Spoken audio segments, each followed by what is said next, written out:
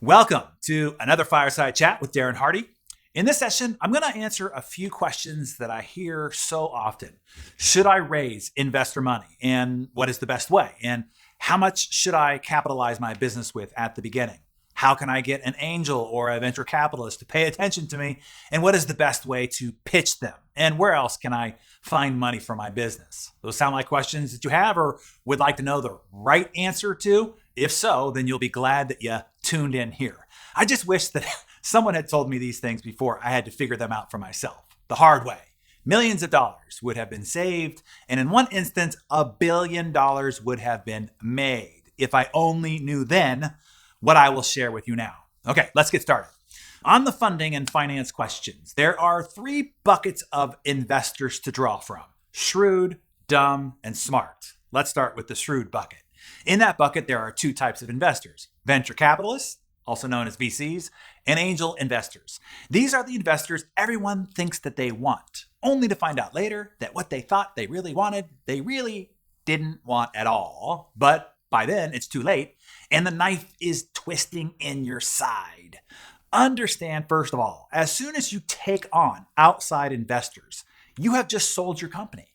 Not just the pieces of equity that you have sold, but you have made the final decision that this business will be sold.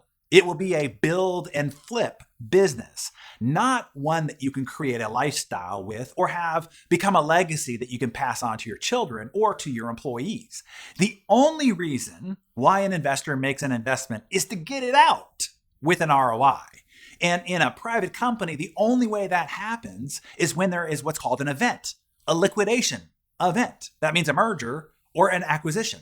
It has to be sold or merged or transferred to retrieve their ROI. Otherwise, it becomes the worst possible type of investment, what is called the walking dead.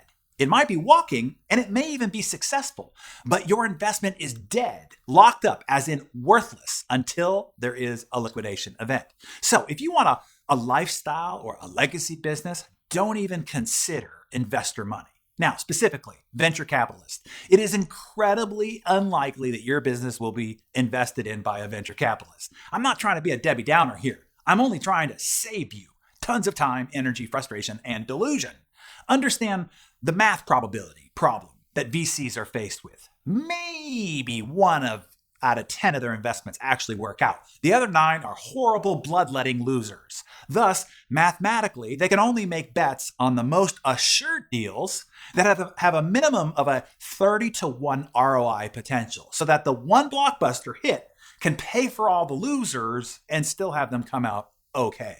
They have to restrict their investments only to opportunities that they actually believe can be the next Facebook, Google, or Uber. The chances you have a VC viable deal has a rounding error of 0, just like your kid being the next Tiger Woods phenomenon. Is it possible? Well, sure, it's possible, but not probable. In actual mathematical probability, it rounds out to a 0% chance. But you could still spend all that time, energy believing in unicorns. Or you could save all that time and choose a smarter, more probable, and prudent path. Unless you have, and get this now, unless you have a veteran celebrity management team, proven business model, proven revenue, and proven scale growth with a defensible and patent-protected intellectual property and an early market advantage in a lucrative market, remember 30 times growth trajectory in a short window of time, and an already identified acquirer who's chomping at the bit to buy what you have, and Mark Andreessen is your poker buddy. If those stars are not perfectly lined up for you, don't even bother chasing this rainbow. It's a mirage. Best you strike that option off your list. Now, angel investors are just the same, only they come with less money and are bigger pitas, pains in the ass. I know because I was one and I lead a group of angel investors now. Their smaller money requires them to do more deals of smaller size, which means they invest in smaller, less proven ventures. So their success ratio is usually 1 out of about 20 to 30, not 1 out of 10. And this means that they also can only make investments where they can see a potential for a 30 times ROI in a relatively short period of time to pay for all their loser investments too. And angels are anything but. They are a devil to manage, keep happy, and off your back and up your butt. They are definitely not worth the effort. Stay away from them at all costs if you can. Now, next bucket is dumb money. They're called FFFs, friends, family, and fools. These are people who are not experienced, sophisticated, or smart investors. And investing in your startup is incredibly dumb and foolish for them. But they do it because they like and trust you. To bring these people in, you have to create an expensive PPM, private placement memorandum, do hundreds of dog and pony shows, call in lots of chips, blackmail a lot of friends, and generally be that guy or gal that people start to avoid at the grocery store and at the PTA meetings. Building and running a business is stressful enough. You have the weight of your employees, families' lives, your customers' lives, your vendor and suppliers' lives on your shoulders. The last thing you need is to additionally carry the stress, worry, anxiety, and financial future of your friends and family who foolishly invested in your business only because they trusted you. Just like you should never lend money to a friend unless you want to lose your friendship, you should never take investor money from a friend for the very same reason. Last, the final bucket, smart money. This is simply you taking and keeping control of your destiny by you betting on you and your business. This means funding your business from 1, cash or savings, or 2, from leverage, as in bank financing, which requires you to borrow against the equity of your more secure assets. Now, does that sound scary? Then maybe you're not ready to be an entrepreneur. And maybe your business idea isn't very good if you don't believe in it enough to invest your own money in it. Now, the smartest way to fund your business is through cash flow. And this has never been easier than it is today. A business that I started in 2000 cost $1.8 million to build and launch. I put in nearly $500,000 of my own cash money into it, and we raised the other $1.3 million from an angel investor group. I could start that same business today for less than $5,000 from the same product build and launch promotion. It is so fast, easy, and inexpensive to start a business today. Just set up what is called your MVP, your minimum viable product, and start selling it as fast as possible, which is why I explain in the eFastPass program that the most critical skill to ever master is sales. And I teach you how to do so inside the program. Without the mastery of that skill, forget about being an entrepreneur. Then from incoming cash flow off your sales, you can continue to scale the business, never having to dip into savings or take on the PITA of outside investors. Oh, what's that? I can almost hear you saying, yeah, but my business is a restaurant or a cupcake shop or a fitness facility. I have to have money to build it first. Well, how can you start selling it as a service first? Make some of your food for the local craft fair. Do catering from your home kitchen. Use the profits to go get a truck. Expand until you have enough surplus cash flow to open a restaurant on your own money. Same applies to your cupcakes and to your fitness training facility. See if anybody actually wants the dang thing that you want to build a business delivering. Make sure enough people are willing to pay good money for it, so much so that you develop a significant surplus to fund your eventual physical location. Get creative. That's another important skill of entrepreneurship and success. Figure it out. Don't let money stop you from changing your money situation. There are a million stories of people who just figured it out, started from nothing, and created great fortunes. You can too, if you really want to. Unfortunately, most people are more committed to their excuses than they are their dreams and ambition. They like to talk about the idea, but not actually do the gritty work of making it happen, whatever it takes. And finally, there is crowdsourcing, the Kickstarter route. That's not really raising money per se. It's really just pre-selling. It's another form of building off of cash flow. You're just creating an arrangement with your future customer to pay you now for a hamburger or whatever you're selling next Tuesday. And for your Kickstarter campaign to be successful, once again, it's going to come down to your selling skills, your ability to market your Kickstarter offer. So go get yourself the eFastPass program. Now, in regards to picking your finance bucket, shrewd, dumb, smart, it also comes down to your objective. If you want to build a build and flip business, and the critical success factor is how fast you can scale it before somebody else does, then you'll need to raise lots of money and fast. Good luck with that.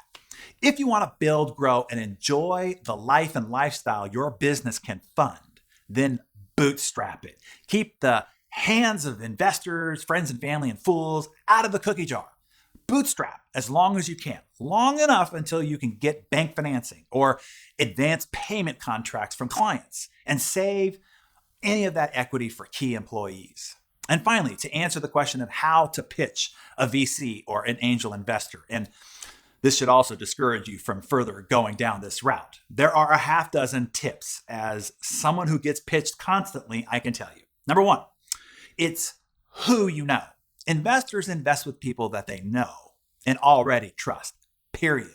Like it or not, think that it's fair or not, it's just how it works. If you do not have an existing relationship with an angel or a VC, it is highly unlikely you're going to get angel or VC investment.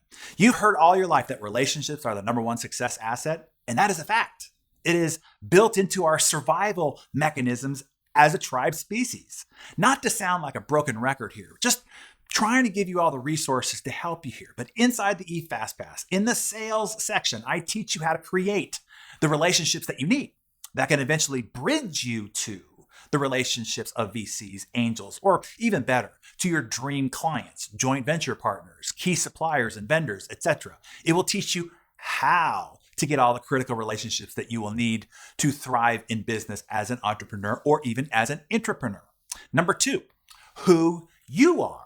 The track record, expertise, and proven success resume of the CEO, the owner, the founder, matters more than the business itself. Now, a close friend of mine is a very veteran and very successful venture capitalist, and he was telling me about this company that he was looking at, and he was very excited about it and its potential to be an industry game changer, as he called it. A couple of months later, I was talking with him and asked how that investment was doing. He said, "Oh, we didn't invest in it." I asked, "What? But you were so excited about it. What happened?"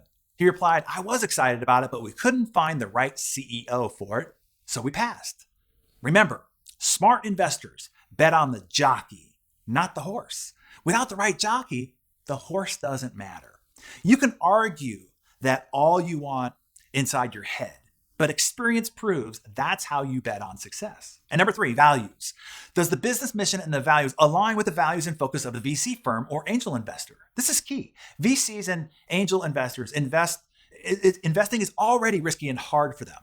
Another way that they try to mitigate risk is to specialize and focus. You need to find the right VC whose interest, focus, and values align with your business mission. Number four, do you have a massive and readily accessible, proven market? I've already talked about how your business has to prove a direct line of sight to a 30 times ROI for the investor. That means there needs to be a big enough market that you have proof that you can go get to, and you can get to it affordably, and you can get to it fast enough. And doing so will end up being more valuable to a really big acquirer than your actual revenue. Again, 99.9999% of business models don't fit that criteria. Number five, dominance. Can you prove that you can become and maintain the number one or number two position in your big, massive, and lucrative market space? In hyperscale business model markets, nobody makes money on being number three. This means that you have to have a patentable or protectable, defensible product and market position. You already know your obstacles and you know the few source codes to your success. And the timing of your product and business has to be perfect. Many great products and their companies failed because they were either too early or too late. And I know this firsthand. I had a photo and video sharing platform that was superior to YouTube, but 6 months too late. They achieved scale and became worth billions. I sold my platform for less than 7 figures. In real estate, the key success factor is location, location, location. In business, it's timing, timing, timing. And then number 6, it's called clean cap tables. This means there are no partner, no spouse or ex-spouse problems. You have to have a squeaky clean cap table of ownership, which is why you never want to do a friends and family round. That will kill your angel or potential VC round, and quite possibly your bank financing potential as well. You also have to have your corporate setup done right, have no litigation, and prove that you have operated with complete financial controls and transparency, and you've shown proper risk, reward, use of capital. All those factors are important to the future acquirer, which is why it is also important to the VC. There's 30 years of hard-earned education and experience being rolled up into these few minutes that we're spending here together. I hope that it saves you decades of time, pain, and anguish traveling down the wrong roads, and immediately gets you focused on the financial path that is most relevant to your business model so that you can accelerate your progress and success. And another answer that I can save you decades and huge chunks of your financial future is to answer the question, should I have a partner? If so, what type of a partner? Who should I look for? And should I offer equity to partners, employees, etc.? And how much? Well, join me in the next Fireside Chat and I will give you my hard-earned advice on that topic as well. And together, we cannot fail.